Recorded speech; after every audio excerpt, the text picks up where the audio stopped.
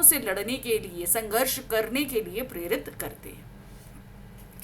चलिए, जैसे उन्होंने बताया कि लंबी कविता है, तो जाहिर सी बात है कविता लंबी है, लेकिन तब भी हमने इसे सिर्फ 3 अंशों में बांटकर आपके सामने रखा है। तो 3 काव्यांश में इसे बांटा है। सबसे पहला काव्यांश है, सबसे तेज बौछारे गई भादो गया सवेरा हुआ, खरगोश की आंखों जैसा लाल सवेरा, शरद आया पुलों को पार करते हुए, अपनी नई चमकीली साइकिल तेज चलाते हुए, घंटी बजाते हुए, जोर जोर से चमकीले इशारों से बुलाते हुए, पतंग उड़ाने वाले बच्चों के झुंड को चमकीले इशारों से बुलाते हुए, और आकाश को इतना मुलायम बनाते हुए कि पतंग ऊपर उड़ सके, दुनिया की सबसे हल्की और रंगीन चीज उड़ सके, दुनिया का सबसे पतला कागज उड़ सके, बांस की सबसे पतली कमानी उड़ सके, कि शुरू हो सके सीटियों, किलकारियों और तितलियों की इतनी नाजुक दुनिया।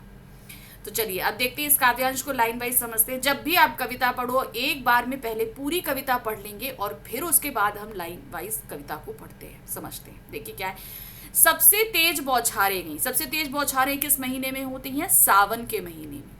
तो सबसे तेज बौछारें गई, भादो गया सवेरा हुआ। तो मतलब सावन का महीना चला गया, भादो का महीना, सावन के महीने में सबसे तेज होती है, फिर उसके बाद भादो के महीने में कम बारिश होती है। और जब ये दोनों ही मौसम चले गए, तो फिर उसके बाद जब सवेरा हुआ, तो खरगोश की आंखों जैसा लाल सवेरा।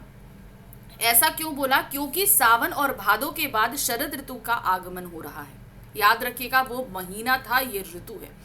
तो शरद ऋतु का जो आगमन हो रहा है, जिसमें मौसम हल्का सा सुहावना हो जाता है, आसमान में कड़क धूप नहीं रहती, मौसम हल्का ठंडा हो जाता है, बहुत तेज रोशनी आकाश में नहीं होती है। तो वही चीज, अब सुबह जो सूरज निकल रहा है, सवेरा हो रहा है, शरद ऋतु का जो सवेरा हो रहा है, उस ऋतु में जो सूरज निकल रहा है वो एकदम लाल है, सुर्ख है। अब उस लालपन को सिमिलर करने के लिए उन्होंने जो उपमा दी है वो क्या है? खरगोश की आंखों जैसा लाल। यानी खरगोश की आंखें लाल होती हैं, तो उतना ही लाल सूरज निकल रहा है। शरद आया पुलों को पार करता, अपनी नई चमकीली साइकिल तेज चलाते हुए। अब शरद ऋतु जो आ रही है, वो इसका मानवीयकरण किया गया है। शरद ऋतु जो आ रही है, इस ऋतु जो का मानवीयकरण अलंकार यहाँ बखूबी इस्तेमाल किया गया है कि कितने अच्छे से जो शरद ऋतु आई है, ये क्या है? साइकिल पर आई है, चमकीली तेज साइकिल पर घंटी बजाते हुए और पुलों को पार करते हुए। मतलब ये शरद ऋतु जो है वो बहुत ही आकर्षक ढंग से आई है और लोगों को अपनी तरफ आकर्षित कर रही है, घंटी बजाते हुए जोर जोर से। तो यहाँ पर देखिए क्या है? श्रव्य बिंब आता है। तो बहुत जोर से घंटी बजाते हुए, अर्थात क्या है? ये मौसम बहुत सुहावना होता है शरद ऋतु का। चमकीले इशारे से बुलाते हुए, जब सवेरा हुआ तो क्या है? बहुत तेज धूप नहीं है, मुलायम धूप है। जिस धूप में हम लोग बाहर निकल, ज्येष्ठ मास की धूप क्या होती है? वो भी धूप होती है, लेकिन वो इतनी तेज होती है कि हम बाहर नहीं निकल सकते। लेकिन शरद ऋतु की धूप कैसी होती है? मुलायम होती है। इसीलिए उसे बोला गया चमकीले इशारे से बुलाते हुए। सभी बच्चों को बुला रही है बाहर कि अब मौसम तो सुहावना है, अब बारिश नहीं हो रही है। अब तुम लोग, बाकी बारिश में क्या होता है? बच्चे अंदर बंद हो जाते हैं। बहुत तेज धूप होती है जब ज्येष्ठ मास में, तो भी बच्चे अंदर बंद हो जाते हैं, पतंग नहीं उड़ा सकते। लेकिन अब क्या मौसम हो रहा है? मौसम बहुत अच्छा है। पतंग उड़ाने वाले बच्चों के झुंड को चमकीले इशारों से बुलाते हुए, यानी कि मौसम इतना सुहावना है, ऐसा मौसम निकला है, ऐसी रोशनी हुई है कि बच्चों को आकर्षित कर रही है अपनी तरफ कि तुम सभी पतंग उड़ाने के लिए बाहर आ जाओ।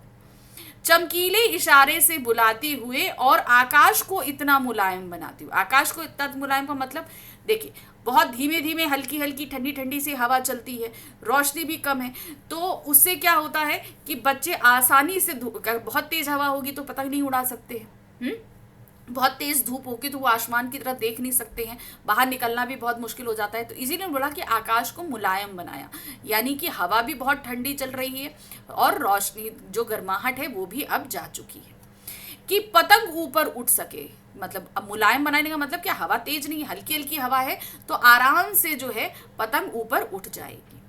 दुनिया की सबसे हल्की और रंगीन चीज उड़ सके, यानी कि आकाश को इतना मुलायम बनाया है कि दुनिया की सबसे हल्की और रंगीन चीज क्या? पतंग उड़ सके। दुनिया का सबसे पतला कागज उड़ सके, बांस की सबसे पतली कमानी उड़ सके। यानी कि बेसिकली क्या है, सबसे पतली हल्की चीज आसमान में आसानी से उड़ सके, इसलिए शरद ऋतु ने आसमान को इतना मुलायम बना दिया है और बच्चों को इशारा करके बाहर बुला रही है कि आ जाओ। अब जब ये पतंगे उड़ेंगी तो क्या होगा कि शुरू हो सके सीटियों, किलकारियों और तितलियों की इतनी नाजुक दुनिया। अब बच्चों को क्या तितलियों से बताया गया है। अब ये तितलियां क्या है, वो रंगीन जो पतंगे उड़ेंगी वो तितलियां हैं और इनके पीछे ये सीटियां और हंसते किलकिलाते से बच्चे दौड़ेंगे। तो ऐसा माहौल पूरा बन सके, इसलिए शरद ऋतु बहुत ही मुलायम आसमान बना चुका है और अपने चमकीले इशारों से बच्चों को बाहर बुला रहा है। अब इस कविता का संदर्भ देखिए क्या है। प्रस्तुत पंक्तियां पाठ्यपुस्तक आरोह भाग 2 में संकलित कवि आलोक धनवा की कविता संग्रह दुनिया रोज बनती है कि पतंग शीर्षक से ली गई है। तो काव्य संग्रह कौन सा है, दुनिया रोज बनती है से लिया गया है। अब प्रसंग देखिए क्या, इस काव्यावतरण में कवि वर्षा के बाद शरदकालीन प्रकृति का वर्णन करते हुए पतंग उड़ाने वाले छोटे छोटे बच्चों की उमंग, आशा, बाल सुलभ चेष्टाओं एवं साहसिक कृत्यों का वर्णन कर रही है। ठीक है, कि बच्चे किस तरीके से साहस से काम करेंगे। अब व्याख्या देखिए क्या है, कवि बताता है कि भादों के महीने की तेज बौछारों वाली वर्षा का मौसम बीत गया है। अब खरगोश की आंखों जैसा लाल सुंदर शरद ऋतु का सवेरा आ रहा है। ठीक है, तो मतलब क्या है, उस दौरान जब सब कुछ बहुत अच्छा हो जाएगा वो मौसम आ रहा है। ऐसे मनमोहक शारदीय सुप्रभात ने ही बच्चों को बुलावा भेजा है। शरद ऋतु ने क्या है, उन बच्चों को बुलाया है। यहाँ शरद की तुलना साइकिल चलाने वाले बालक से की गई है। कवि शरद की सुबह का मानवीयकरण करते हुए बताता है कि वह ऐसा जान पड़ता है जैसे कोई चमकीली साइकिल को तेजी से चलाते हुए सबका ध्यान आकर्षित करना चाहता है। चमकीली साइकिल चलाते हुए, उसकी घंटियां बजाते हुए शरद की यह सुबह अपने चमकीले इशारे से बच्चों के झुंड को बुला रही है। इसने आकाश को और मुलायम बना दिया है, अर्थात बारिश के बाद मौसम साफ हो गया है और हवा थोड़ी तेज चलने लगी है ताकि पतंग अच्छी तरह उड़ सके। उसके उड़ने के लिए अनुकूल परिवेश निर्मित कर दिया है, क्योंकि हवा हल्की, जितनी भी थोड़ी बहुत ज्यादा तेज चलेगी तो भी नहीं होगी, तो हवा थोड़ी सी तेज चली है और बहुत ज्यादा तेज नहीं है। दुनिया का सबसे पतला कागज बांस की पतली कमानी को आसमान में उड़ाना और उसके माध्यम से स्वयं उड़ना। बच्चे जो है ना, जब पतंग उड़ाते हैं ना तो उसके माध्यम से वो सब भी उड़ रहे होते हैं, इतना मजा आता है उनको। वस्तुतः पतंग यहाँ बच्चों की बाल सुलभ इच्छाओं की प्रतीक है। छोटे छोटे बच्चों की जो मन होता है उसके स्वरूप में ये पतंग आसमान में उड़ रही है। कवि आगे कहता है, बच्चे चाहते हैं कि पतंग ऊपर उड़े और शुरू हो सके उमंग भरे मन की किलकारियां एवं सीटियां, बच्चे भी उमंगित हो सके।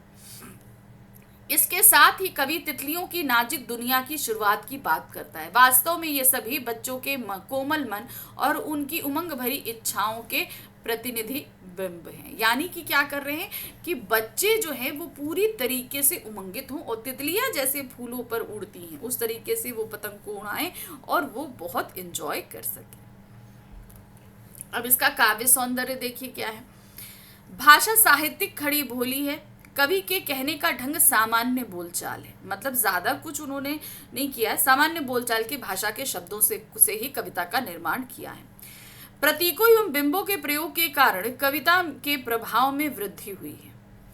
भादों के बाद प्रकृति में शरद ऋतु का आगमन का वर्णन करके कवि ने प्राकृतिक ऋतु परिवर्तन को रेखांकित किया है। यहाँ प्रकृति के मानवीकरण के कारण मानवीकरण अलंकार मौजूद है। तो जैसे खरगोश की आंख जैसा लाल सवेरा एक उपमा अलंकार में उन्होंने बताया है, वहीं दूसरी ओर जो है उन्होंने साइकिल चलाते हुए जो एक बिंब प्रस्तुत किया है वो मानवीकरण अलंकार है। कविता में बिंब योजना अत्यंत नवीन एवं आकर्षक है। दृश्य, श्रव्य एवं स्पर्श बिंबों का प्रयोग किया गया है। शरद ऋतु के सवेरे की लालिमा के लिए खरगोश की आंख जैसा लाल, पुलों को पार करते हुए और चमकीले इशारों से बुलाते हुए जैसे बिंब नवीन एवं अत्यंत आकर्षक हैं। इनमें मानवीकरण अलंकार निहित है। पतंगों, तितलियों, सीटियों, किलकारियों आदियों के साथ बच्चों की नाजुक दुनिया शब्द के प्रयोग ने कविता में विशेष अर्थ, ध्वनि और प्रभाव उत्पन्न किया है। यानी कि ये कविता को और प्रभावशाली बनाती है। खरगोश की आंखों आंखों जैसा लाल सरवेरा उपमा अलंकार तथा जोर जोर से जो बोला गया है वो पुनरुक्ति प्रकाश अलंकार का इस्तेमाल किया गया। अब आते हैं काव्यांश संख्या 2 पे। क्या दिया गया है? जन्म से ही वे अपने साथ लाते हैं कपास, पृथ्वी घूमती हुई आती है उनके बेचैन पैरों के पास।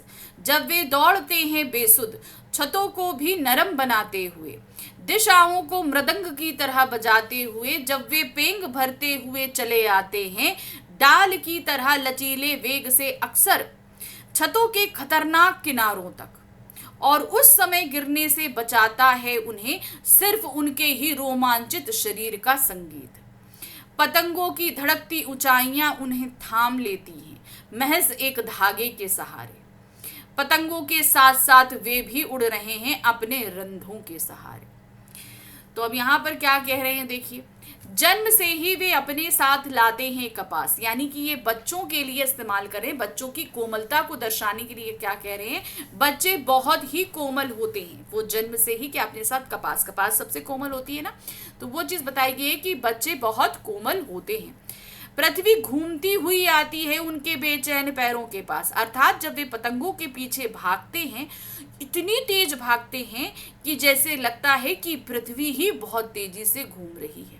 जब वे दौड़ते हैं बेसुध, अर्थात जब वे अपना होश हवास खोकर पतंगों के पीछे दौड़ते हैं तो जैसे लगता है कि पृथ्वी बहुत तेजी से घूम रही है।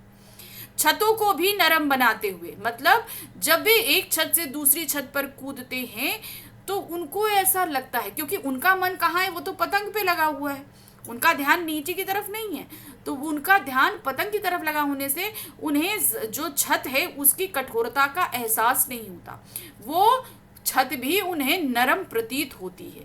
दिशाओं को मृदंग की तरह बजाते हुए, यानी कि हर दिशा में उनकी आवाज, उनके दौड़ने का शोर सुनाई देता है। मृदंग जो है ना वो एक वाद्य यंत्र है जिसके जरिए काफी बहुत तेज ध्वनि उठती है। तो बच्चे भी जब कहीं पर खेलते हैं और पतंग के पीछे भागते हैं तो उतनी ही तेज ध्वनि हर दिशाओं से आनी शुरू होती है। जब वह पेंग भरते हुए चलते हैं, अर्थात जब वो बहुत तेज दौड़ते हुए चलते हैं तो मृदंग जैसी, मृदंग में जैसे थाप पड़ती है ना तो जो आवाज आती है, तो उसी तरीके से उनके दौड़ने की और उनके बोलने की आवाज आती है। डाल की तरह लचीले वेग से अक्सर, अब उनके शरीर की लचीलेपन को बयां करते हुए उन्होंने किस चीज का क्या कहते हैं रूप लिया है, डाल। ठीक है, डाल देखिए ना कितनी लचीली होती है, झुक जाती है उसी तरीके से। तो छतों के खतरनाक किनारों तक, क्या वो दौड़ते दौड़ते छतों के एकदम खतरनाक किनारे तक आ जाते हैं और उनके शरीर इतने लचीले होते हैं कि उस समय उनके शरीर का यही लचीलापन उन्हें छतों के किनारों से गिरने से बचाता है। सिर्फ उनके ही रोमांचित शरीर का संगीत, यानी कि ये लचीलापन सिर्फ उन बच्चों के शरीर में ही होता है। और रोमांचित शरीर क्यों कहा, रोमांचित क्यों कहा है, क्योंकि उनका आधा मन तो उस पतंग में उलझा, पूरा का पूरा ध्यान कहाँ है उनका, उस पतंग में उलझा हुआ है। पतंगों की धड़कती ऊंचाइयां उन्हें थाम लेती हैं, क्योंकि उनका मन क्या है, उस पतंग में है, और उस पतंग को पकड़ने के लिए वो नीचे नहीं ऊपर जाना चाहते, इसीलिए वो जो भाव है वो उन्हें नीचे गिरने से, छतों के किनारे से नीचे गिरने से बचाता है। महज एक धागे के सहारे, पतंग तो एक धागे के सहारे उड़ी, वही एक धागा इन्हें बचा लेता है। पतंगों के साथ साथ वे भी उड़ रहे हैं अपने रंधों के सहारे, अर्थात अपने रोम छिद्रों के रोमांच के साथ ही वो पतंग जितना ऊंचा उड़ रही है उतने ही ऊंचे वे भी उड़ रहे हैं। अब इस काव्यांश का प्रसंग देखिए। सबसे पहले इस काव्य पंक्तियों में कवि बच्चों के कोमल एवं उल्लासित मन तथा उसके शरीर में व्याप्त अक्षय ऊर्जा एवं उत्साह को रेखांकित करा है कि बच्चे कितने ज्यादा स्फूर्तिमान होते हैं, कितने ज्यादा चंचल होते हैं, इन सारी चीजों को उन्होंने बताया है। कवि कहता है कि बच्चे तो जन्म से ही अपने साथ कपास जैसी कोमल भावनाएं एवं लचीला शरीर लेकर पैदा होते हैं। ना केवल उनकी भावनाएं श्वेत यानी कि स्वच्छ होती है, अब कवास के माध्यम से उन्होंने उनके मन की कल्पनाओं को भी उतना सफेदी रंग से बताया है, सफेद उज्जवल होती है, पवित्र एवं कोमल होती हैं, बल्कि उनकी शारीरिक सक्रियता भी देखते ही बनती है। उनके बेचैन चंचल पैरों को तो थमने या रुकने की सुध ही नहीं रहती है। वे हर समय भागते दौड़ते रहते हैं, सक्रिय रहते हैं, जीवंत रहते हैं। वे कठोर पत्थरों एवं सतहों वाली छतों को भी मुलायम ही समझते हैं। उनकी उमंग इतनी उत्कृष्ट, धुनें इतनी तीव्र एवं सक्रियता इतनी बलवती होती है कि सभी दिशाओं की सक्रियता की ताल से मृदंग की तरह बजती है। यानी कि उनका जो चलने दौड़ने की जो फुर्ती होती है, उससे जो आवाज़ है, उनकी किलकारियों की, उनके बोलने का जो शोर है, वो सारी चारों दिशाएं मृदंग की तरह बजती हुई सी प्रतीत होती है। कवि कहता है, बच्चे इतने उत्साहित होते हैं कि वे दिशाओं को अपनी बोलियों से मृदंग की भांति झंकृत और कंपायमान कर देते हैं। कोमल एवं लचीला शरीर लिए हुए ये बच्चे जब दौड़ते हैं तो कवि को उनका दौड़ना झूले के पेंग की भांति तथा डाल के लोचदार लहराव की भांति प्रतीत होता है। यानी कि उन्होंने डाली की लचकता के से कंपेयर किया है बच्चों को। वस्तुतः कवि यहाँ बच्चों की कम उम्र और उसके अनुरूप उनमें उपस्थित शारीरिक लोच की ओर संकेत करना चाहता है। कवि कहता है कि बच्चे अपनी धुन में पतंग उड़ाते उड़ाते जब कभी छतों के किनारे या मुंडेरों तक आ जाते हैं तो ऐसी स्थिति में उनके उल्लासित एवं रोमांचित शरीर का संगीत उन्हें गिरने से बचा लेता है। अब इनका शरीर इतना फुर्तीमान होता है, इतना लचीला होता है, और दूसरा उनका मन जो है वो पतंग में लगा हुआ है, इस वजह से वो छतों के किनारों से गिरने से बच जाते हैं। कवि ऊंची उड़ती पतंग की डोरी के सहारे की बात कहकर यह बताना चाहता है कि अत्यंत एकाग्र एवं तल्लीन भाव से बच्चे पतंग उड़ाने में लगे हुए हैं और उड़ती पतंग के साथ साथ उनके मन के बाल कल्पनाएं भी ऊंची उड़ान भर रही हैं। कवि ने बच्चों की कल्पना प्रवण मानसिकता को उपरोक्त बिंबों के माध्यम से स्पष्ट किया है, करने की कोशिश की है। बच्चे अपने रोमांचित शरीर की अदृश्य लय के कारण बचे रहते हैं। दिल धड़काने वाली ऊंचाइयों पर उड़ती पतंगे मानो अपनी डोर से इन बच्चों को थामे या संभाले रहती। अब आ जाते हैं काव्य सौंदर्य पे। काव्यांश की भाषा साहित्यिक खड़ी बोली है। हिंदी के साथ साथ प्रचलित उर्दू शब्दों जैसे बेचैन, नरम, महज, खतरनाक आदि शब्दों का सहजता से इस्तेमाल किया गया है। उपमाओं एवं बिंबों की नवीन योजनाएं की गई हैं। बहुत सारी उपमाएं दी गई हैं, कपास की है, डाल की है, दिया है ना। दिशाओं को मृदंग की तरह बजाते हुए डाल की तरह लचीले वेग से पतंगों की धड़कती ऊंचाइयां, रोमांचित शरीर का संगीत आदि एकदम नए प्रभाव उत्पादक बिंब प्रयुक्त हुए हैं। छतों को नरम बनाना स्पर्श बिंब है। मृदंग की तरह दिशाओं को बजाना श्रव्य बिंब है। पतंगों की धड़कती ऊंचाइयां दृश्य बिंब है आदि का उत्कृष्ट उदाहरण है। कोमलता के लिए कपास की उपमा अत्यंत आकर्षक है। उन्होंने जो कोमलता के लिए किसकी उपमा दी है? कपास की। उपमा अलंकार के अन्य उल्लेखनीय प्रयोग निम्न पंक्तियों में, जैसे दिशाओं को मृदंग की तरह बजाते हुए वे वेग भरते हुए चले आते हैं, डाल की तरह रचीले वेग से आदि। पतंगों की धड़कती ऊंचाइयां, ये सभी ऊंचाइयों में विशेष विपर्यर्थ अलंकार मौजूद है। तो समझ में आया, कई अलंकार इसमें इस्तेमाल किए गए हैं। अब आते हैं काव्यांश संख्या 3 यानी कि आखिरी पंक्तियों पर। अगर वे कभी गिरते हैं छतों के खतरनाक किनारों से और बच जाते हैं, तब तो और भी निडर होकर सुनहले सूरज के सामने आते हैं। पृथ्वी और भी तेज घूमती हुई आती है उनके बेचैन पैरों के पास। अब क्या है, बच्चे के लचीलेपन से तो वो बच गए, लेकिन अगर मान लो कभी वे गिर जाते हैं, अगर वे कभी छत के खतरनाक किनारों से गिर जाते हैं, तो आपको हाँ, कई बार बच्चे गिरते हैं कि नहीं, और बच जाते हैं, और मान लो सपोज उन्हें चोट नहीं आई, कभी तो बच्चों को चोट आ जाती है और कभी अगर चोट नहीं आती है, उस कंडीशन में क्या होता है, और भी निडर होकर सुनहरे सूरज के सामने आते हैं। तब क्या होता है, वो और ज्यादा निडर हो जाते हैं। तब उनके अंदर का जो डर है वो अरे मैं तो गिरा था, मैं तो बच गया। तो वो बहादुरी नहीं होगी, उनकी निडरता हो जाती है, वो और निडर हो जाते हैं। पृथ्वी और भी तेज घूमती हुई आती है उनके बेचैनों के पास। अब क्या होता है, वो और ज्यादा जो है आत्मविश्वास से भर के, कॉन्फिडेंस के साथ और तेजी से दौड़ते हैं कि भाई मैं तो गिरने से भी बचा नहीं, मुझे चोट नहीं लगी। तो उस कंडीशन में वो उनका कॉन्फिडेंस और बढ़ जाता है और उनके दौड़ने में और ज्यादा तेजी आ जाती है। प्रसंग देखिए क्या दिया है। कविता की इन पंक्तियों के माध्यम से कवि बच्चों के साहसिक, अदम्य और महत्वाकांक्षी मनोवृत्तियों को रेखांकित करना चाहता है। व्याख्या देखिए, कवि कहता है यदि पतंग उड़ाते हुए वे बच्चे छतों के खतरनाक किनारों से गिरते हैं और गिरने के बाद जब बच जाते हैं तो उनकी निर्भीकता और अधिक बढ़ जाती है। वे और भी अधिक निडर होकर स्वर्णिम प्रकाश वाले सूर्य के सम्मुख आते हैं तथा उसकी अनवरत चपल गति का अनुसरण करते हैं। यानी कि जैसे कहते हैं ना, बहुत तेज सूरज की जो आभा है वो बहुत तेज होती है, तो वो उसी आभा को ग्रहण कर लेते हैं कि भाई ये इतना तेज चमकता है तो हमारे अंदर भी उतना कॉन्फिडेंस है, हम और तेजी से दौड़ सकते हैं। करती पृथ्वी और भी तेजी से उनके पास चलती है। वस्तुतः कवि यह कहना चाहता है कि बच्चे अपनी अवस्था में जिस नवीन अक्षय ऊर्जा, आत्मविश्वास एवं संयम से भरे रहते हैं वही उन्हें भावी युग परिवर्तन का संवाहक होता है। यानी कि आगे चल के समय के अनुसार चीजों को बदलने की उनके अंदर उतनी ही ऊर्जा होती है। वास्तव में वे इस पृथ्वी पर नई चेतना के प्रस्तुतकर्ता बनकर जन्मते हैं और बढ़ते हैं। वे ही आगे चल के सामाजिक अभ्युदय और कर्णधारों की भूमिका का निर्वाह करते हैं, क्योंकि भाई आगे आने वाला जो समय है उसके तो वहाँ के बच्चे ही हैं, है ना। तो उनके अंदर उतनी ऊर्जा होनी चाहिए। बचपन में वो जो सारी चीज़ें उन्हें मिल रही हैं वो उनके अंदर कॉन्फिडेंस को बढ़ाती है।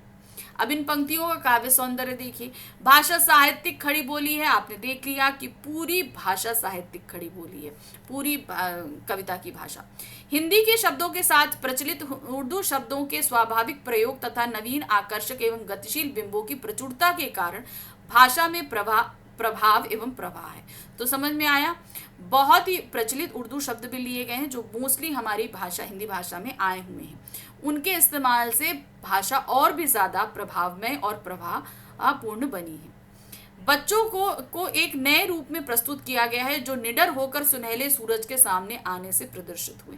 यानी कि वो निडर बच्चे जो गिरने के बाद भी बच गए हैं, उनकी निडरता का बखूबी वर्णन किया गया है। सुनहले सूरज में अनुप्रास, पृथ्वी आती है में मानवीयकरण तथा गिरकर बच जाने में विरोधाभास अलंकार प्रयोग दर्शनीय है।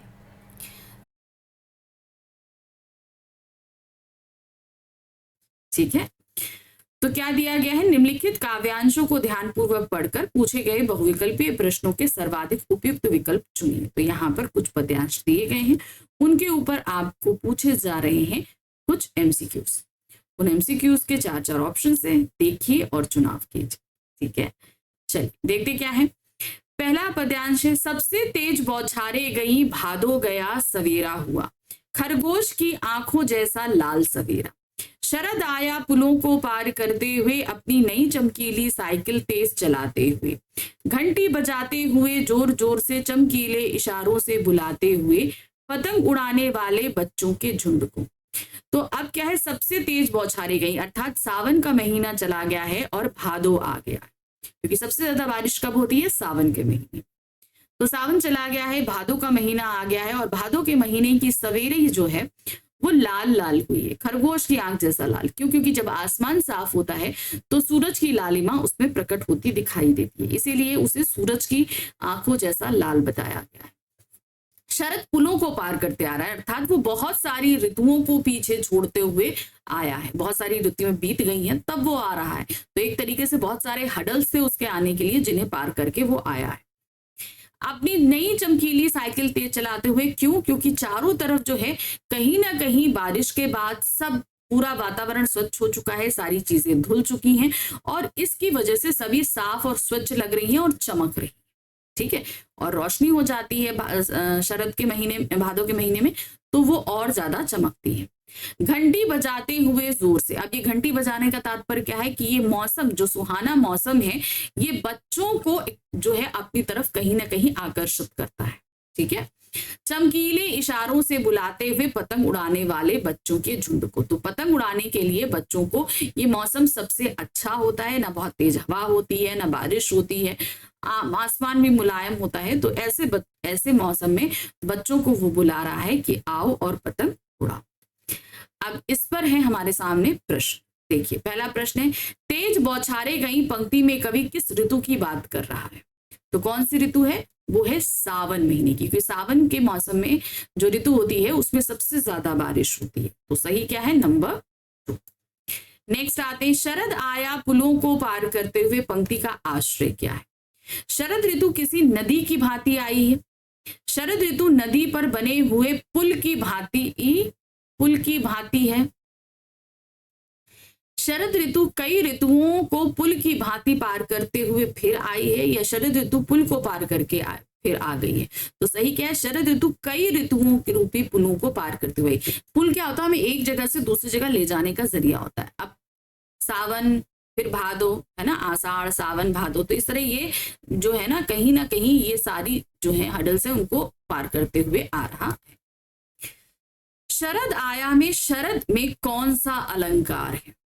अब आपको ना, आना मानवों द्वारा होता है, मगर शरद तो ऋतु है, वो प्रकृति है। तो इस तरीके से प्रकृति में मानवों के लक्षण को दिखाया गया है, इसलिए यहाँ पर क्या होगा? मानवीयकरण अलंकार। नेक्स्ट आते हैं, पद्यांश में शरद रूपी बालक क्या उड़ाने का इशारा कर रहा है? वो क्या उड़ाने का इशारा कर रहा है?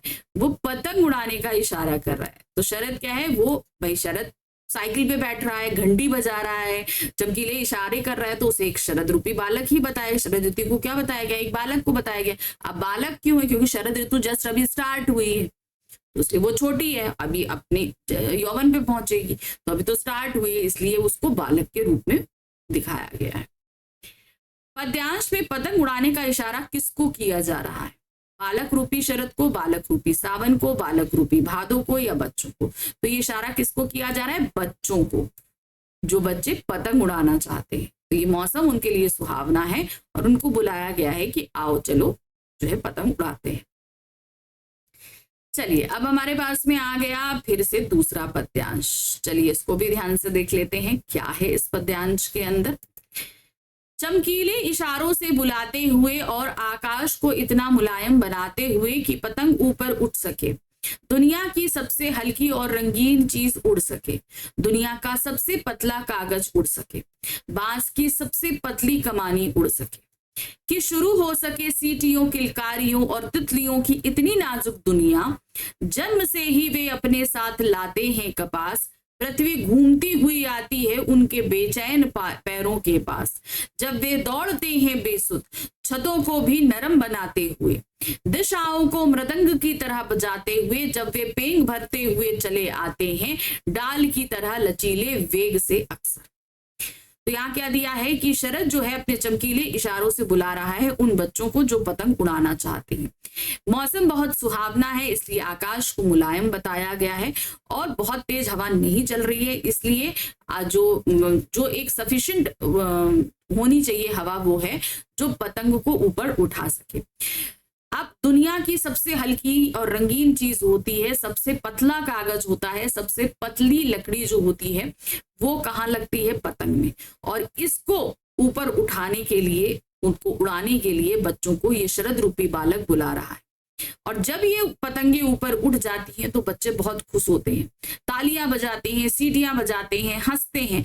तो किलकारियां और तितलियों जितनी नाजुक होती, तितली कितनी रंग बिरंगी होती है, तो अब तितली जो है कि जैसे ही ये आसमान में इतनी रंग बिरंगी पतंगे उड़ती हैं। अब बच्चों के लिए कहते हैं कि बच्चे जन्म से ही कपास लाते हैं। अब बच्चे कितने मुलायम होते हैं कि नहीं होते? तो वही उनकी सॉफ्टनेस को व्यक्त करने के लिए कपास अर्थात रुई को प्रतीकात्मक तौर पर बताया गया है कि बच्चे बहुत ही जन्म से ही बहुत मुलायम होते हैं। वो इतने ज्यादा चंचल होते हैं, इतने ज्यादा तेजी से दौड़ते हैं, जैसे लग रहा है कि पृथ्वी ही बहुत तेजी से घूमती है। वे दौड़ते हैं बेसुध एकदम छतों, मतलब उनके वो खुद इतने नरम होते हैं कि जो कठोर धरती होती है, जो छत होती है, वो भी उनके पैरों के नीचे आकर नरम हो जाती है। और इनके दौड़ने के कारण चारों तरफ इतना शोर होता है, जैसे लगता है हर तरफ दिशाओं में मृदंग बज रहा है। जब वे पेंग भरते हुए चले आते हैं डाल की तरह, अब उनके शरीर के लचीलेपन को जो है वो पेड़ की डाल के तरीके से बताया गया। अब इस पद्यांश में पहला जो हमारा प्रश्न है, पद्यांश में कवि ने पतंग के बारे में क्या विशेषताएं बताई हैं? वह संसार की सबसे हल्के कागज की बनी होती है, बिल्कुल बताया है। वह संसार के सबसे रंग बिरंगे कागज की बनी होती है। इसमें लगी बांस की कमानी सबसे पतली होती है, या उपरोक्त सभी। तो उन्होंने ये सारी क्वालिटीज बताई हैं, तो हम क्या लगाएंगे? नंबर 4 पे, उपरोक्त सभी। पद्यांश में बच्चों की दुनिया कैसी बताई गई है? बच्चों की दुनिया उत्साह, उमंग और बेफिक्री की होती है। आसमान में उड़ती पतंग को देखकर वे किलकारियां मारते हैं तथा सीटियां बजाते हैं। वे तितलियों के समान मोहक होते हैं, या उपरोक्त सभी। तो यहाँ पर बच्चों की दुनिया में ये सारी बातें बताई गई हैं, तो हम क्या लगाएंगे? उपरोक्त सभी। प्रश्न संख्या 3 है, जन्म से ही वे अपने साथ लाते हैं कपास। पंक्ति के माध्यम से कवि क्या कहना चाहता है? इस पंक्ति के माध्यम से कवि क्या कहना चाह रहे हैं? बच्चे जन्म से ही अपने साथ निर्मलता, कोमलता लेकर आते हैं। बच्चों के हाथ कपास की तरह नाजुक होते हैं। बच्चे कपास के साथ बचपन में खेलते आए हैं। जन्म से ही बच्चे कपास के समान होते हैं। तो सही यहाँ पर क्या है? बच्चे जन्म से ही अपने साथ निर्मलता, कोमलता लेकर आते, क्योंकि उनकी सॉफ्टनेस के लिए और उनकी निर्मलता, क्योंकि भाई देखिए रुई जो कपास रुई जो होती है वो साफ स्वच्छ होती है, ठीक है, बहुत सॉफ्ट होती है। तो इन दोनों को ही बताने के लिए उन्होंने इसका उदाहरण लिया है। छतों को भी नरम बनाते हुए, इससे क्या आश्चर्य है? वे दौड़ते हुए कठोर जमीन को भी नरम बना देते हैं। बच्चे पतंग उड़ाते हुए बेसुध होकर दौड़ते हैं और कठोर जमीन की परवाह नहीं करते। बच्चे छतों पर चढ़कर पतंग उड़ाते हैं, या उपरोक्त सभी। तो यहाँ पर छतों को नरम बनाते हुए से का तात्पर्य है कि बच्चे पतंग उड़ाते हुए बेसुध हो जाते हैं, यानी कि उन्हें कुछ होश नहीं रहता, और कठोर जमीन की भी परवाह नहीं करते। वो जमीन भी उनके पैरों की मानित एकदम कोमल हो जाती है। पद्यांश में कवि ने बच्चों की तीव्रता व लचीलेपन की तुलना किससे की? तो पेड़ की डाली से करी है ना, लास्ट पंक्ति में था। छोटी झाड़ियों से, पेड़ की पत्तियों से, पेड़ की डाल से, या इनमें से कोई नहीं। तो सही क्या था? पेड़ की डाल से की। चलिए अब हम आ गए पद्यांश संख्या 3 पे। यहाँ क्या दिया है? छतों के खतरनाक किनारों तक उस समय गिरने से बचाता है उन्हें सिर्फ उनके ही रोमांचित शरीर का संगीत। पतंगों की धड़कती ऊंचाइयां उन्हें थाम लेती हैं महज एक धागे के सहारे। पतंगों के साथ साथ वे भी उड़ रहे हैं अपने रंध्रों के सहारे। अगर वे कभी गिरते हैं छतों के खतरनाक किनारों से और बच जाते हैं, तब तो और भी निडर होकर सुनहरे सूरज के सामने आते हैं। पृथ्वी और भी तेज घूमती हुई आती है उनके बेचैन पैरों के पास। तो अब यहाँ पर बताया क्या है ना, बच्चे अब चूंकि वो बेसुध में दौड़ रहे हैं, क्योंकि पतंग की तरफ उनकी निगाह है और बिना किसी होश के वो दौड़ रहे हैं। तो अब इसी समय क्या है, दौड़ते हुए कभी कभी ये छत के खतरनाक किनारों तक आ जाते हैं। उस समय उनको इस किनारों से बचने से बचाता कौन है? उनके ही शरीर का जो रोमांचित, मतलब उनके शरीर का लचीलापन है, जो उनके शरीर की जो एक्साइटमेंट है, वो ही उन्हें कहीं ना कहीं बैलेंस कर देती है और वो इन छतों से गिरने से बच जाते हैं। पतंगों की धड़कती ऊंचाइयां उन्हें थाम लेती हैं महज एक सहारे के, क्योंकि उनकी निगाह कहाँ है? पतंग पर। तो उनका सारा कंसंट्रेशन जो है पतंग की होने की वजह से वो नीचे नहीं देखते, इसलिए किनारों तक आ जाते हैं। लेकिन गिरने से क्यों बच जाते हैं? क्योंकि उन्हें तो ऊपर पतंग पे ध्यान देना है, इसलिए कहीं ना कहीं वो एक पतला सा धागा जो पतंग को थामे हुए है वो उनको भी थाम लेता है और इन छतों से नीचे गिरने नहीं देता है। पतंगों के साथ साथ वे भी उड़ रहे हैं अपने रंध्रों के साथ। तो यहाँ कहीं ना कहीं क्या है, वो भी अपने जो है इन एक्साइटमेंट लेवल के साथ उन पतंगों के साथ उड़ रहे हैं। अगर वे कभी मान लो सपोज कभी वो इन छतों से गिर भी जाते हैं और बच जाते हैं, तब तो और ज्यादा निडर हो जाते हैं कि भाई मेरे को तो गिरने से चोट नहीं लगी। होता है ना बच्चा गिरने के बाद भी चोट नहीं लगता तो उसके अंदर जो है थोड़ी और हिम्मत बढ़ जाती है, तो वो और दुगनी तेजी से जो है इस पतंग के पीछे भागते हैं, बिल्कुल बेसुध। अब इस पद्यांश में पहला प्रश्न देखिए क्या दिया गया है। पद्यांश अनुसार बच्चों को छतों से गिरने से कौन बचाता है? शरीर का लचीलापन, पतंग की डोर, बच्चों के अभिभावक या उनका साहस। तो उन्हें कौन बचा रहा है? उन्हें शरीर का लचीलापन बचा रहा है। गिरकर बच जाने पर बच्चे क्या करते हैं? अगर गिरकर बच गए तो क्या करते हैं? दोबारा पतंग नहीं उड़ाते, दोबारा छत पर नहीं चढ़ते, दोबारा नए जोश से बिना भय के पतंग उड़ाते हैं, या दोबारा पतंग के पीछे नहीं भागते। तो क्या होता है? वो डबल एक्साइटमेंट के साथ आकर पतंग को उड़ाते हैं। जो पहला एक्साइटमेंट था उससे और ज्यादा एक्साइटमेंट हो जाता है, क्योंकि उनको तो लग रहा है कि अरे मैं तो गिर गया, मुझे चोट नहीं आई। पतंगों के साथ साथ वे भी उड़ रहे हैं पंक्ति से कवि क्या कहना चाहता है? पतंगों के साथ वे भी उड़ रहे हैं, इसके माध्यम से कवि क्या कहना चाह रहे हैं? बच्चे पतंग के सहारे दूर तक दौड़ लगाते हैं। बच्चे अपनी कल्पनाओं व भावनाओं को पतंग के सहारे ऊंचाइयों तक पहुंचा देते हैं। बच्चे अपनी शरारतों को पतंग के सहारे दूसरों तक पहुंचा देते हैं, या उपरोक्त सभी। सही क्या है? बच्चे अपनी कल्पनाओं व भावनाओं को पतंग के सहारे ऊंचाइयों तक पहुंचा देते हैं, बहुत ऊपर तक। हाँ, बच्चों के पैरों को बेचैन क्यों कहा गया है? क्योंकि बच्चे शरारती होते हैं, क्योंकि बच्चे पतंग उड़ाते हैं, क्योंकि बच्चे इतने गतिशील होते हैं कि एक जगह पर नहीं टिकते, या उपरोक्त सभी। तो इनके पैरों को बेचैन इसलिए कहा गया है क्योंकि बच्चे बहुत ही ज्यादा चंचल होते हैं, गतिशील होते हैं, एक जगह बैठते नहीं, इसीलिए उनके पैरों को क्या कहा गया है? बेचैन। सुनहले सूरज में कौन सा अलंकार है? अब आप यहाँ पर देख रहे हो जो सा है और सा है, इसलिए सीधे सीधे यहाँ पर क्या हो जाएगा? अनुप्रास अलंकार। एक ही वर्ड दिया गया, सा। ठीक है, अब यहां से हमारे शुरू हो रहे हैं संपूर्ण पाठ आधारित प्रश्न। ठीक है, तो अभी तक हमने क्या देखे? पद्यांश आधारित। अब हम देखने जा रहे हैं संपूर्ण पाठ आधारित बहुविकल्पीय प्रश्न। बच्चे छत के किनारे से एक बार गिर जाने के बाद दोबारा क्या करते हैं? अगर वो एक बार गिर जाए तो फिर क्या करते हैं? वो छत पर आकर दोबारा पतंग नहीं उड़ाते, नहीं उड़ाने नहीं जाते। वो दोगुने उत्साह, साहस, निडरता तथा के साथ दोबारा पतंग उड़ाने लगते हैं। बिल्कुल सही है, वो केवल दूसरों को पतंग उड़ाते हुए देखते हैं। तो सही क्या है? सेकंड। वो दुगने उत्साह और साहस के साथ दोबारा पतंग उड़ाने के लिए आते। गिरकर बच जाते में कौन सा अलंकार है? अब देखिए, गिर गए, गिरे हैं तो चोट लगेगी, बच गए तो गिरना और बचना ये दो विपरीत चीजें, इसलिए यहां पर क्या होगा? विरोधाभास अलंकार। नेक्स्ट आते हैं, पतंग उड़ाते बच्चे छतों के किनारों से जब नीचे गिर जाते हैं और बच जाते हैं तो क्या होता है?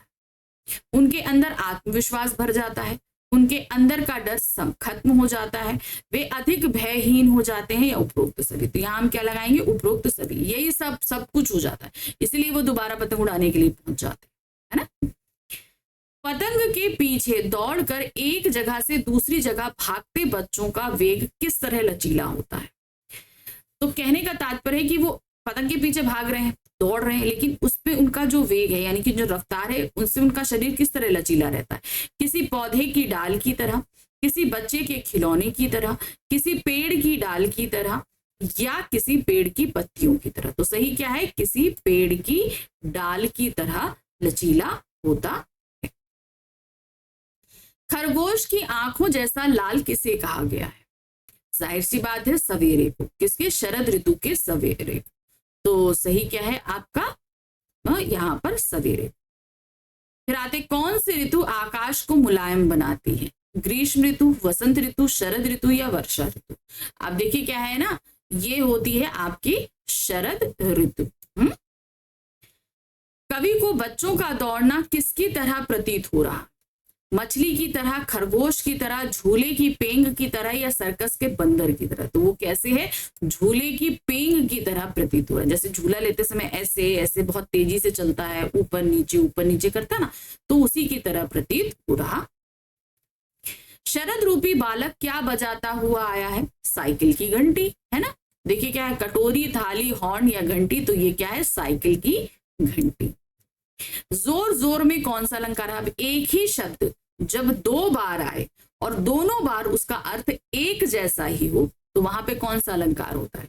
पुनरुक्ति प्रकाश अलंकार। कौन सा अलंकार होता है? पुनरुक्ति प्रकाश अलंकार। बच्चे पतंग के पीछे पीछे भागते कहां तक पहुंच जाते हैं? छतों के बीचों बीच, छतों के एकदम किनारे तक, छतों के किनारे के पास या छत के नीचे तक। तो सही क्या था? छतों के एकदम किनारे तक वो पहुंच जाते हैं।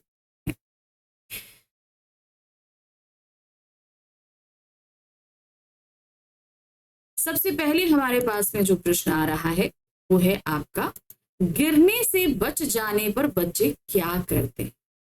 अब बच्चे क्या है, आप ध्यान दीजिए। बच्चे पतंग उड़ाते हैं और पतंग उड़ाते हुए एक छत से दूसरी छत पे छलांग लगाते हैं। अब छलांग लगाते समय कभी कभी एकदम छतों के किनारे तक आ जाते हैं और जब किनारों तक आ जाते हैं तो कभी कभी क्या होते हैं, गिर जाते हैं और कभी कभी गिरने से बच जाते हैं, होता है ना। और जब वो बच जाते हैं तो क्या होता है, वो और ज्यादा निडर हो जाते हैं, है ना। उनको लगता है अरे मैं तो नहीं गिरा है और गिरकर भी कोई चोट नहीं लगी। तब उन्हें लगता है अरे मेरा शरीर तो बहुत स्ट्रांग है, तो मैं तो इस तरीके से भाग दौड़ कर सकता हूं। तो कहने का मतलब क्या है, वो और ज्यादा निडर हो जाते हैं। अब इसे कैसे लिखेंगे ये देख लेते हैं। पतंग उड़ाते बच्चों को देखकर ऐसा लगता है जैसे पतंग के साथ साथ वे खुद भी उड़ रहे हैं। बात सही है, पैर उनके जरूर पृथ्वी पर चलते हैं लेकिन निगाहें उनकी आसमान की तरफ होती है, जैसे लगता है आसमान में ही उड़ रहे हैं। कहने का अभिप्राय यह है कि बच्चे अपनी कल्पनाओं व भावनाओं को पतंग के सहारे ऊंचाइयों तक पहुंचा देते हैं। यानी कि जैसे पतंगे ऊंचा उड़ रही हैं वैसे वो भी ऊपर उठकर उड़ना चाहते हैं। पतंग उड़ाते हुए कभी कभी ये बच्चे छतों के भयानक किनारों से नीचे गिर जाते हैं। बात सही, कभी कभी गिर जाते हैं और हमेशा बच भी जाते हैं।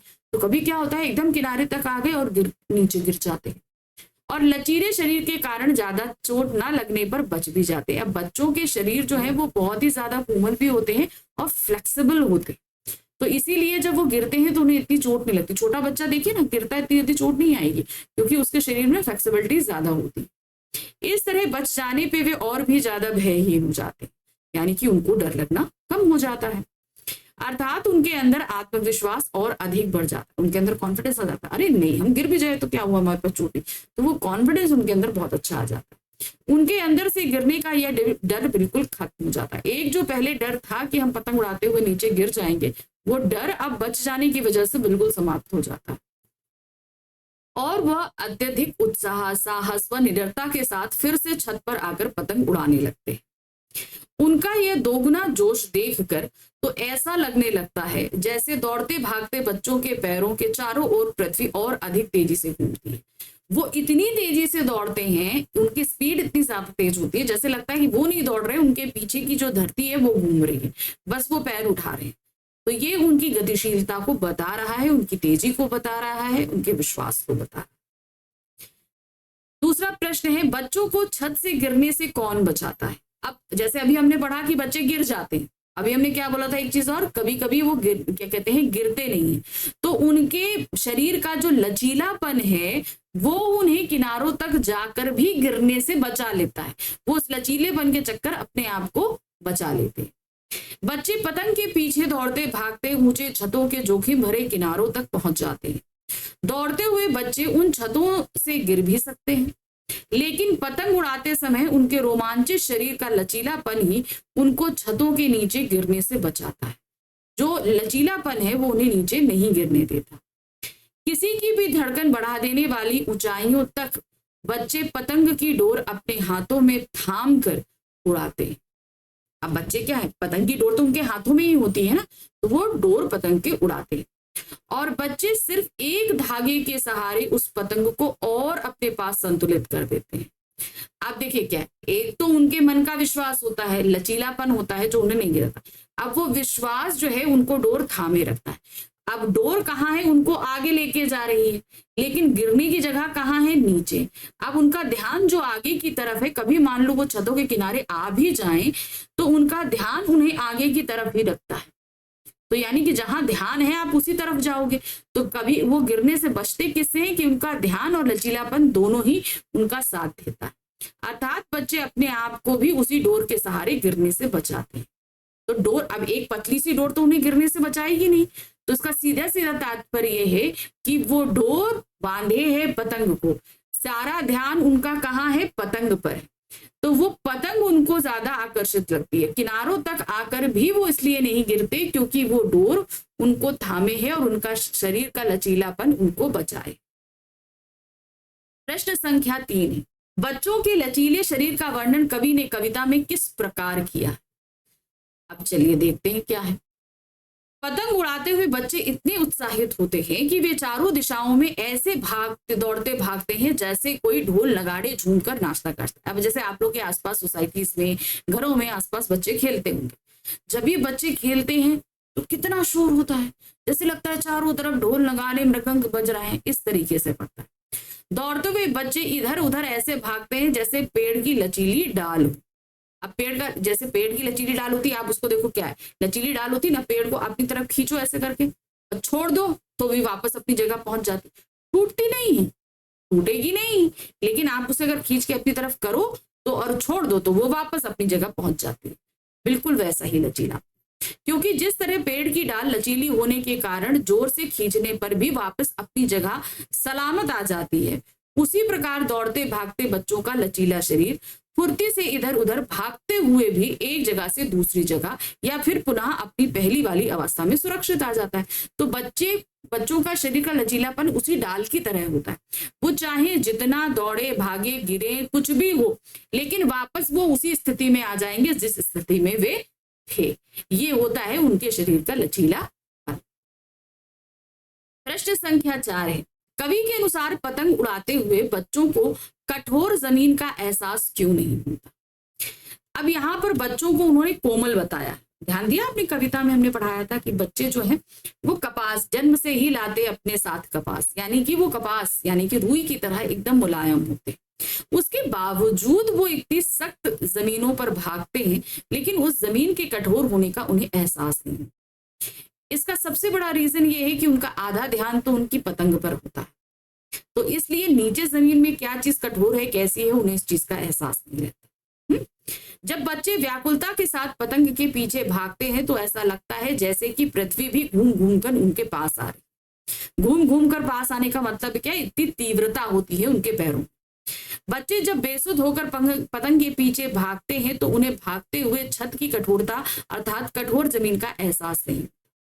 अब वो भाग रहे हैं, भाग तो रहे पैरों से नीचे, लेकिन उनका ध्यान कहाँ है, उस पतंग पर, इसीलिए उन्हें जमीन का एहसास नहीं होता। कहने का अभिप्राय है कि जब बच्चे पतंग को आकाश में उड़ता देखकर उनके पीछे भागते हैं तो उन्हें उस वक्त कठोर जमीन भी नरम महसूस होती है, क्योंकि उस समय बच्चे पतंग उड़ाने में अत्यधिक उत्साहित होते हैं, तो उनका पूरा ध्यान कहाँ पर है, पतंग पे, इसलिए जमीन की कठोरता का एहसास उनको नहीं होता। कवि बच्चों की तुलना कपास से किस प्रकार करते हैं। अब कपास से उन्होंने क्यों करी, कपास आपने देखे, कपास का पेड़ कभी देखा हो तो रुई तो आपको फिर भी थोड़ी सी कठोर लगेगी, लेकिन आप कपास को लिटरली छूओगे तो वो बहुत ही ज्यादा मुलायम होता है। तो बच्चे इतने कोमल होते हैं, इसको सिमिलर किया उन्होंने किसके साथ, कपास के साथ। कवि बच्चों की तुलना कपास से करते हुए कहते हैं कि जिस तरह कपास मुलायम, शुद्ध और सफेद होती है, ठीक उसी प्रकार बच्चे भी जन्म से ही साथ के साथ निर्मल कोमलता लेकर पैदा होते हैं। यानी कि एक तो साफ दिल होते हैं, दिल में किसी तरह का मेल नहीं, भेदभाव नहीं, ऊंच नीच नहीं, छुआछूत नहीं, कुछ भी नहीं, तो वो निर्मलता, तो जैसे कपास लो, कपास कितनी स्वच्छ साफ होती है, तो उसी तरीके से क्या है, बच्चों के अंदर भी उतनी ही निर्मलता होती है, कोमल होते हैं, शरीर कितना सॉफ्ट होता है उनका। अर्थात बच्चों का मन व भावनाएं भी स्वच्छ होती हैं, कोमल और पवित्र भी होती है। मन बोलिए तो स्वच्छ और निर्मल होता है, उनकी जो शरीर होता है वो कोमल और पवित्र होता है। ये चीज उसमें बताई। कवि ने कविता में पतंग की क्या विशेषता बताई है, पतंग की क्या विशेषता बताई है, सबसे पतला कागज, सबसे पतली कमानी, ठीक है, सबसे पतली लकड़ी, रंग बिरंगी, है ना, हवा से भी हल्की, ये सारी चीजें उन्होंने कविता में बताई। तो देखिए क्या है, कवि ने कविता में पतंग की विशेषता बताते हुए कहता है कि पतंग हल्की और रंगीन कागज और बांस की पतली लचीली और झुकाई गई लोहे की कील से बनी होती है। समझ में आया? उनको जोड़ने के लिए कभी कभी बहुत ही पतली लोहे की पत्तियां भी लगती है, ताकि पतंग आसमान में ऊंची उड़ सके। और पतंग उड़ाते प्रसन्नता से इधर उधर भागते हुए, खुशियों से चिल्लाते हुए और खुशी से सीटियां बजाते हुए तितलियों की तरह कोमल बच्चों की एक नई दुनिया शुरू हो सके। अब देखिए, पतंग को इतना हल्के कागज से, इतनी हल्की कमानी से क्यों बनाया जा रहा है, इतना रंग बिरंगा क्यों बनाया जा रहा है? सबसे पहली बात है, इतना हल्का इसलिए बनाया जा रहा है ताकि वो आसानी से आसमान में उड़ सके। और रंगीन बनाने का तात्पर्य सिर्फ इसलिए है, जिस तरीके से बच्चों के सपने, उनका मन बहुत रंगीन होता है, उसी चीज की तरफ वो बच्चे आकर्षित भी होते हैं। इसीलिए इन पतंगों को रंगीन बनाया जाता है। और इनको बनाने का सिर्फ एक ये तात्पर्य है कि ये बच्चे अपने घरों से निकले, जो हुड़दंग उल्लास सीटियां बजाते हुए पतंगों को उड़ा सके। शरद ऋतु के आगमन से पतंगों के साथ साथ बच्चों की अपनी कल्पनाएं भी आसमान में उठती है। शरद ऋतु आते ही क्या होता है, आसमान बहुत मुलायम हो जाता है, बहुत तेज धूप नहीं होती, मौसम भी हल्का सर्द होने लगता है।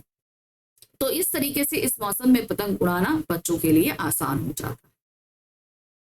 प्रश्न संख्या 7, बालक शरद ने आकाश को मुलायम क्यों बना दिया? जैसा कि मैं बता रही थी कि सबसे पहले ऐसा समझिए कि सावन, आषाढ़, सावन, भादव वो आपका आता है, फिर उसके बाद माघ शीर्ष आपका, फिर उसके बाद कार्तिक, ठीक है, कार्तिक के बाद आता है शरद, ठीक है। शरद ऋतु का समय अगर आपको समझना है तो आप ऐसे समझिए कि होली के बाद का समय। होली कब होती है? कार्तिक मास की अमावस्या, उस दिन जो है वो कार्तिक का महीना खत्म हो जाता है और शरद ऋतु शुरू हो जाती है, ठीक है। अब इसके बाद शरद पूर्णिमा आती है, ये आपको याद होगा, ठीक है। तो शरद की जो समय होता है वो धीरे धीरे मौसम, अब सुबह शाम का ठंडा तो कार्तिक से शुरू हो जाता है, लेकिन दिन की भी हल्की ठंडक जो है वो शुरू हो जाती है शरद ऋतु। और जो अभी तक धूप बहुत तेज थी, हवाएं बहुत तेज चल रही थी, क्योंकि उससे पहले बारिश के महीने के बाद से हवाएं बारिश से ही बहुत तेज हो जाती है, उसके बाद भी कार्तिक तक थोड़ा सा हवा तेज चलती है, लेकिन शरद ऋतु आते आते तक हवाएं भी जो है वो कम हो जाती है। तो ऋतु के अकॉर्डिंग अगर आप देखोगे तो मौसम, आसमान जहाँ साफ स्वच्छ हो जाता है और क्या कहते हैं, मौसम हल्का ठंडक हो जाती है मौसम में, और हवाएं भी हल्की चलने लगती है, ये एकदम उपयुक्त समय होता है कि बच्चे पतंग उड़ाएं आसानी से, ठीक है। शरद ऋतु में आकाश एकदम साफ स्वच्छ और मौसम सुहाना हो जाता है, और ऐसा निर्मल आकाश कवि को मुलायम प्रतीत होता है। कवि शरद ऋतु को बालक की संज्ञा देते हुए कहता है कि बालक शरद अपने चमकीले इशारे से बच्चों को समूह को पतंग उड़ाने के लिए बुलाता है। अब क्या है, अब जब शरद ऋतु शुरू होती है तो उसको बालक ही तो कहा जाएगा। मौसम गया, किसका गया? वर्षा ऋतु का गया, मौसम गया, अब तो वो चला गया। अब जैसे ही शरद ऋतु शुरू होगा तो वो तो ऋतु की शुरुआत होती है, इसीलिए उसको बालक शरद कहा गया। अब बालक शरद ने अपने आप को इतना ऐसा बना लिया है कि वो बाकी और बालकों को लुभा सके, बाकी बालक अपने घर से बाहर आ सके और खेल सके। उनसे आकाश को मुलायम बना दिया ताकि बच्चों की पतंग आसमान में आसानी से ऊंची उड़ सके। प्रश्न संख्या 8 है, शरद ऋतु में दोपहर के समय का वर्णन कैसे किया गया? अब आप बताइए। शरद, अब वो तो मैंने अभी आपको बता दिया, देखते हैं। ऐसा प्रतीत होता है शरद ऋतु में दोपहर का समय किसी चमकीली साइकिल पर सवार होकर तेजी से गुजर रहा और जोर जोर से घंटी बजाते हुए बच्चों को इशारे से पतंग उड़ाने के लिए बुला रहा।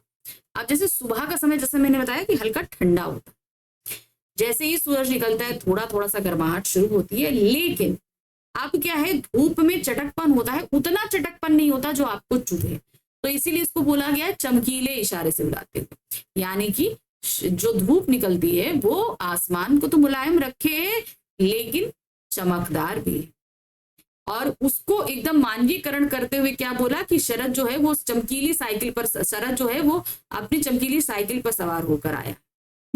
चमकीली साइकिल क्यों? क्योंकि मौसम बहुत अच्छा है, खुला हुआ है, बढ़िया रोशनी है, तो ये बच्चों के लिए एकदम अनुकूल समय होता है। कहने का तात्पर्य है कि शरद ऋतु में मौसम एकदम सुहाना हो जाता है, जिसे देखकर बच्चों के समूह पतंग उड़ाने के लिए अपने घरों से बाहर निकल आते हैं। तो कहने का तात्पर्य क्या है, मौसम बहुत अच्छा हो जाता है, अनुकूल मौसम हो जाता है खेलने के लिए। प्रश्न संख्या 9, कवि ने शरद ऋतु का वर्णन किस प्रकार किया है। अब आपको पूरी शरद ऋतु, यहाँ पर इन्होंने शरद ऋतु का मानवीकरण कर दिया। एक तो शरद को एक छोटे बालक के समय के समान बताया, उसका सवेरा खरगोश की आंखों जैसा लाल बताया, सूरज जो उग रहा है वो खरगोश की आंखों जैसा लाल है, पूरा जो आसमान है मुलायम है, और शरद ऋतु जो है वो चमकीली साइकिल पर बैठकर आया। ये एक चीज बताया, चमकीली साइकिल का तात्पर्य क्या है, जो है वो दिन में चमक है, रोशनी है, क्योंकि उससे पहले जो वर्षा ऋतु है उसमें अक्सर बादल छा जाते थे तो वो चमक नहीं रहती। कवि शरद ऋतु का वर्णन करता हुआ कहता है कि सावन भादो के महीने के में आसमान में बादल छाए रहते, लेकिन शरद ऋतु के आते ही आसमान एकदम साफ स्वच्छ निर्मल हो जाता। इसी कारण कवि कविता में सवेरा होने की बात कहता है। उसने सवेरा होने की बात कही ना, क्योंकि भाई देखिए वर्षा ऋतु में जो सवेरा होता है वो उसमें तो हमें सूरज दिखता ही नहीं क्योंकि बादल छाए रहते हैं, लेकिन शरद ऋतु में आसमान साफ हो जाता है, इसलिए हमें आसमान में सूरज दिखाई देता है। और वो सूरज कैसा दिखाई दे रहा है, खरगोश की आंख जैसा लाल। शरद ऋतु की सुबह का वर्णन करते हुए कवि कहता है कि शरद ऋतु की सुबह आकाश में जो लालिमा होती है उसको देखकर कवि को प्रतीत हो रहा है जैसे खरगोश की लाल लाल आंखों को कहने का तात्पर्य, यानी कि उसको कैसा प्रतीत हो रहा है, जैसे खरगोश की लाल लाल आंखें, सुबह ऐसा प्रतीत हो रहा है। शरद ऋतु में सुबह के समय आकाश में छाई हुई लालिमा कवि को खरगोश की आंखों की भांति लाल दिखाई दे रही। शरद ऋतु कई पुलों को पार करते हुए आई है, अर्थात पिछले साल की शरद ऋतु के जाने के बाद इस साल शरद ऋतु आने तक कई ऋतुएं बीती हैं, जिन्हें ऋतुओं ने कवि ने पुल कहा। भाई एक ऋतु के बाद जब तक दूसरी ऋतु आएगी तब तक जो है वो कई ऋतुएं बीत चुकी होती हैं, तो वो क्या है, वो उसके हडल्स हैं, उन सभी को हडल को पार करते हुए वो आगे आई, इसीलिए उसको पुल कहा गया। रोमांचित शरीर का संगीत का जीवन की लय से क्या संबंध है। रोमांचित शरीर का संगीत, रोमांचित शरीर का संगीत किसका है, बच्चों का। बच्चे बहुत एक्साइटेड हैं क्योंकि वो पतंग उड़ा रहे हैं, और इसी को जीवन की लय कहा गया। कार्य में तन्मयता और मन में लगाव का परस्पर जुड़ाव है। अब मान लीजिए हमारा मन किसी भी काम में लगा हुआ है, ठीक है, सपोज मुझे कोई काम अच्छा लगता है, मेरे को वो काम पसंद है, तो मैं पूरा मन लगाकर और लगातार उस काम को करूंगी, सिंपल सी बात है। तो जाहिर सी बात है वो काम बहुत अच्छा होगा, है कि होगा कि नहीं। मन के लगाव के कारण ही कार्य में तन्मयता आती है। अगर मेरे कार्य के प्रति मुझे लगाव है तो मैं बहुत ही अच्छे से वो सारा काम करूँ। जीवन में जो पाने की इच्छा है उसे हम हासिल करने में हर संभव कोशिश करते हैं ना। इन कोशिशों में कभी कभी गिरने, फिसलने और निराश होने की स्थिति भी आती है। ऐसा तो नहीं है कि हर समय हमारे पॉइंट ऑफ व्यू से ही सारी चीजें अच्छी हैं, कभी होती भी है, कभी नहीं भी होती हैं। नहीं होती हैं तो हम निराश हो जाते हैं, तो वो स्थिति भी आती है। मगर लक्ष्य के पाने की लगन इतनी तीव्र होती है कि उतनी ही शीघ्रता से उठकर हम अपने लक्ष्य की ओर बढ़ते हैं। मान लीजिए हमारा कोई काम नहीं हुआ, हम निराश हो गए, बैठ गए, लेकिन हमारा काम के प्रति हमारा मन तब भी, तो चलो हमने कहा चलो फिर से एक कोशिश करते हैं, और फिर हम उसे कोशिश में लग जाते हैं।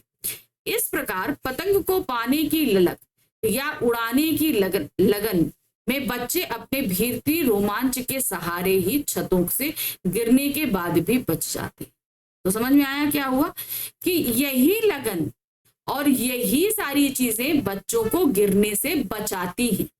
कहाँ, छतों के किनारे से। यदि शरीर रोमांचित है अर्थात उसमें खुशियां भरी हैं, तो आनंद रूपी संगीत बजता रहे। आनंद जीवन को नई ऊर्जा देता है। जीवन रूपी लय अपने आप में सफलता का लक्ष्य प्राप्त कर लेती है। रोमांचित शरीर में संगीत की लय जैसा मनोरम गति प्रदान होती है। अब मान लीजिए हमारा काम है, हमको बहुत पसंद है, बहुत अच्छा है, हम पूरे ये मन से उस काम को कर रहे हैं, पूरी तन्मयता के साथ कर रहे हैं, अपना तन मन धन पूरा लगा के हम काम कर रहे हैं। अब यही हमारे जीवन की लय बन जाती है, क्योंकि ये हमारी आदत है, क्योंकि हमें पता है कि हमें ये लक्ष्य प्राप्ति करनी है। तो रोमांचित शरीर का संगीत का मतलब क्या होता है, जब कार्य हमारी मन का पसंद का हो तो हम अपना काम बहुत मन लगा कर करते हैं, और ये हमारे जीवन की लय बनता है। प्रश्न संख्या 11 है, आसमान में रंग बिरंगी पतंगों को देखकर आपके मन में कैसे ख्याल आते हैं, लिखिए। अब देखिए ये क्या दिया है, आपके अपने विचार पूछे। अब जाहिर सी बात है, जब आप लोग पतंग देखते होंगे आसमान में, तो हर किसी के मन में अलग अलग तरीके के विचार होते होंगे। किसी को रंग बिरंगी पतंगे उड़ते देखकर नीले आकाश में फूलों के उड़ने का एहसास होता होगा, किसी को रंग बिरंगे पक्षी उड़ने का एहसास होता होगा, किसी को सपने उड़ने का एहसास होता होगा। सबको देखने का अपना अपना नजरिया होता है, ठीक है। तो आप यहाँ पर लिखने के लिए पूरी तरीके से आजाद है। देखिए कैसे लिखेंगे। शरद ऋतु की खिलखिलाती सुनहरी सुबह में ही आकाश में पतंगे उड़ने लगती हैं। ये पतंगे हल्की, रंगीन और पतली कमाने वाली होती हैं। इन पतंगों को आकाश में उड़ता हुआ देखकर ऐसा लगता है कि यह आकाश एक उद्यान है। उद्यान मतलब एक गार्डन है, जिसमें उड़ती रंग बिरंगी पतंगे तितलियों के समान आकर्षक दिखाई देती। कैसी दिखाई दे रही हैं? तितलियों के समान। और संपूर्ण आकाश पुष्पों के एक गुलदस्ते के समान मनमोहन दिखाई दे। तो उसमें रंग बिरंगी जो पतंगे उड़ रही हैं, तो कुछ तो पतंगे तितलियों से प्रतीत हो रही है और कुछ पतंगे फूलों से प्रतीत हो रही है ना। तो ये पूरा आसमान एक बगीचे की तरह या एक गुलदस्ते के समान प्रतीत होता। प्रश्न संख्या 12 है। कवि ने एक काव्यांश में सबसे शब्द का प्रयोग किया है, क्या यह सार्थक है? सबसे पतला कागज, सबसे पतली कमानी, ये चीज एक था ना, वो चीज बता रही थी, वही चीज। कवि ने हल्की रंगीन चीज कागज पतली कमानी के लिए सबसे शब्द का प्रयोग सार्थक ढंग से किया। सार्थक मतलब अर्थ के साथ किया। वास्तव में कवि ने इस शब्द के माध्यम से ये बताने की कोशिश की है कि इस दुनिया में इतनी पतली, रंगीन और हल्की चीज कोई हो ही नहीं सकती, अतः सबसे शब्द का प्रयोग किया गया। तो मतलब इतना पतला कागज नहीं हो सकता, इतनी पतली कमानी नहीं हो सकती जिसे आसानी से आसमान में उड़ाया जा सके। तो इसने, उनको ये चीज यकीन था कि इससे पतला कागज नहीं है, इससे पतली कमानी यानी लकड़ी नहीं है, इससे अच्छी रंगीन चीज नहीं है, इसीलिए उन्होंने इसके लिए सबसे शब्द का इस्तेमाल किया है। बच्चों के झुंड में कवि को क्या आकर्षक लगता है? अब इतने सारे बच्चे जो पतंग लेके पीछे भाग रहे हैं या पतंग उड़ा रहे हैं, उसमें खास क्या लगता? चलिए देखते हैं क्या है। बच्चों के झुंड में बच्चों का बेसुध होकर लक्ष्य की ओर भागना कवि को सर्वाधिक आकर्षित करता है। देखिए, अगर इसे हम प्रैक्टिकल लाइफ से जोड़ें तो हम सभी के जीवन में एक ना एक लक्ष्य होता है और हम आंख बंद करके उस लक्ष्य की तरफ भागते हैं। तो बच्चों को देखकर भी इस चीज का एहसास होता है। बच्चे ने भी अपना एक लक्ष्य, वो पतंग डिसाइड की हुई है और वो उसी के पीछे भाग रहे हैं। इसी आकर्षण के कारण उनमें इसी बिंब का चुनाव किया। बच्चे अपने लक्ष्य की ओर प्रयास करते हुए दौड़ रहे हैं, यानी कि उस लक्ष्य की प्राप्ति के लिए वो मेहनत भी कर रहे हैं, प्रयास भी कर रहे हैं, वो एक्साइटेड, सब कुछ है उनके पास। उन्हें छत की कठोरता और गिरने का भय भी याद नहीं रहता। अपने लक्ष्य को प्राप्त करने के लिए वह किसी भी तरह प्रयासरत रहते। मतलब क्या है? उन्होंने अपने जीवन का जो लक्ष्य तय किया है, उस पतंग को पाना, वो उसके लिए पूरी तरीके से कार्यरत है और किसी भी तरह की कामचोरी नहीं कर रहे। प्रश्न संख्या 14 है। पतंग के माध्यम से कवि ने किस प्रकार के मनोविज्ञान का चित्रण किया है? पतंग के माध्यम से उन्होंने बाल मनोविज्ञान का हमें परिचय दिया है कि एक बच्चे की सोच या समझ क्या होती है। पतंग के माध्यम से कवि ने बाल मनोविज्ञान का चित्रण किया है। इस कविता में कवि ने बाल सुलभ इच्छाओं और उमंगों का मनोरम चित्रण किया है। बाल सुलभ यानी कि बच्चों की छोटेपन की जो क्रियाकलाप होते हैं, उसका बहुत ही अच्छा चित्रण किया है। बच्चे अपनी पतंग की डोर के साथ आकाश की ऊंचाइयों तक पहुंच जाते हैं। पतली सी पतंग है, उसके सहारे कहाँ पहुंच रहे हैं? आकाश। उनके सामने पूरी दुनिया अपनी सूक्ष्मता के साथ प्रस्तुत हो रही है। अब जब कोई चीज ऊपर उड़ेगी तो आसमान में, अगर आप लोग एरोप्लेन में कभी ट्रैवल किया है तो देखो ना, जब ऊपर जाओगे तो नीचे की हर चीज सूक्ष्म यानी कि छोटी दिखाई देगी ना, वही चीज। गिरकर फिर से उठने का भाव बच्चों की सहजता को अंकित करता है। कोई गिर जाता है, गिर के फिर उठने का एहसास क्या है, वो बताता है कि नहीं, अब हम सही हैं, हम और दोगुने एहसास के साथ आगे बढ़ेंगे। प्रश्न संख्या 15 है। बिंब कितने प्रकार के होते हैं? पतंग कविता में से श्रव्य बिंदु छाटिए। ठीक है, तो अब हम आपको बताएंगे क्या बिंब क्या होते हैं। ठीक है, बिंब का अर्थ है चित्र। शब्दों के द्वारा कवि जो चित्र बनाते हैं वही बिंब कहलाते हैं। इन शब्द चित्रों के संबंध हमारी इंद्रियों से होने के कारण इनके निम्न भेद है। अब देखिए, बिंब क्या होता है? हमारे सामने शब्दों के माध्यम से एक चित्र का उकेरा जाना। अब ये सभी हमारी इंद्रियों से कनेक्टेड होते हैं। कुछ चीजों को हमारे सामने, शब्द के सामने जब प्रस्तुत किया जाता है तो उसे हम आंखों से देख सकते हैं। कुछ क्या होती हैं जिन्हें हम कानों से सुन सकते हैं। कानों से कैसे सुन सकते हैं? जैसे टन टन, घड़ घड़, धड़ धड़, ये आवाज अगर शब्द कहीं रखे जा रहे हैं तो इसका मतलब क्या है? ये ध्वनि स्वर, तो इन्हें हम क्या बोलेंगे? श्रव्य बिंब। कुछ चीजें स्पर्श बिंब में होती, कुछ चीजें जैसे होती है, हमने बोला कि पैरों के, बच्चों के पैरों के शब्दों का कठोर होना। बच्चे बचपन से लाते अपने साथ कपास, कपास मुलायम होती है, तो ये सारी चीजें हम कैसे पहचानते हैं? हम टच करके पहचानते हैं, तो ये हो जाता है हमारा स्पर्श बिंब। अब हमारी इंद्रियों के हिसाब से अलग अलग बिंब होते हैं। जैसे दृश्य बिंब है। दृश्य बिंब क्या दिया? आंखों से दिखाई देने वाली चीज। जैसे हम बोलेंगे बहती हुई नदी, ऊंचे ऊंचे पहाड़, तो ये क्या है? ये जो शब्द हैं ये हमारे सामने बहती हुई नदी और पहाड़ का चित्र बना रहे हैं, है ना? तो इन्हें हम आंखों से देख सकते हैं। अब श्रव्य बिंब, कानों से सुनाई देने वाले, तो जैसे हम बोलेंगे कलकल करती हुई बहरी नदी। अब नदी क्या कर रही है? कलकल बह रही। तो जो कलकल शब्द क्या है? ये हमें कानों से सुनाई देगा, ठीक है ना? हमारे सामने शब्द के माध्यम से जो कलकल शब्द रखा गया है, ये क्या है? ये कानों से सुनाई देने वाली चीज है। तो ये हो गया श्रव्य बिंब। आते हैं घ्रातव्य बिंब, नाक से गंध लेने वाला। नाक से गंध लेना, हम लोगों ने कविता जैसे तैलाक्य गंध होती है, गुलाब की सुगंध होती है, अगर ये सारी गंध कही जाए तो हम क्या कहेंगे? मिट्टी की सौंधी महक। तो सौंधा क्या होगा? ये महक है, तो इसे हम नाक से सुनेंगे। आस्वाद बिंब, यानी जीभ से लेने वाला स्वाद। खट्टा खट्टा आम, मीठी मीठी चेरी, मीठा मीठा अमरूद, तो ये खट्टा खट्टा मीठा मीठा क्या? ये तो टेस्ट है ना, तो इसे हम क्या बोलेंगे? आस्वाद बिंब। फिर आते हैं स्पर्श बिंब, जिसे हम छू कर, त्वचा से स्पर्श करने वाले।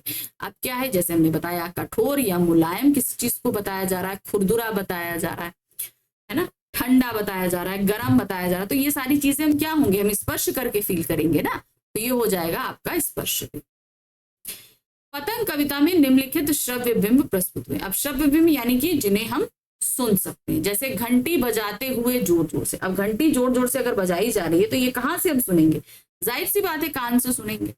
शुरू हो सके सीटियों, किलकारियां, किलकारियां और सीटी हम कैसे सुनेंगे? ये भी हम कान से सुनेंगे।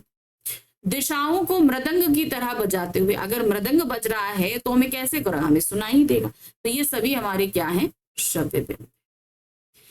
तो ये था हमारा आपके आरो बुक का सेकेंड अध्याय पतंग, जिसके हमने यहाँ पर अति महत्वपूर्ण प्रश्नों को खत्म किया। अब धीरे धीरे हम एक एक करके चैप्टर लेकर आ रहे हैं, आप आराम से देखते रहिए, अपनी प्रिपरेशन करते रहिए। अब हम मिलेंगे अपने अगले पार्ट में, जहां पर हमारे सामने फिर से 2 कविताएं, उनको पढ़ें। उससे पहले फटाफट चैनल को लाइक, सब्सक्राइब, शेयर कीजिए। साथ ही कोई भी क्वेरी है आप कमेंट बॉक्स में ड्रॉप कर सकते हैं। टेलीग्राम चैनल को ज्वाइन कर सकते हैं, जिसका लिंक आपको नीचे डिस्क्रिप्शन में दिया गया है। आपको सारी ही जितने ही वीडियोस आ रहे हैं उन सभी के लिंक वहां पर अवेलेबल है। इसके अलावा अगर आपको नोट्स की रिक्वायरमेंट है तो आप मुझसे टेलीग्राम चैनल पर कनेक्ट हो सकते हैं, ठीक है? मेरे पर्सनल टेलीग्राम पे आप मुझे मैसेज करके कनेक्ट कर सकते हैं। चलिए, जल्दी मिलेंगे दोबारा फिर से नए अध्याय के साथ। Thank you for watching, bye bye.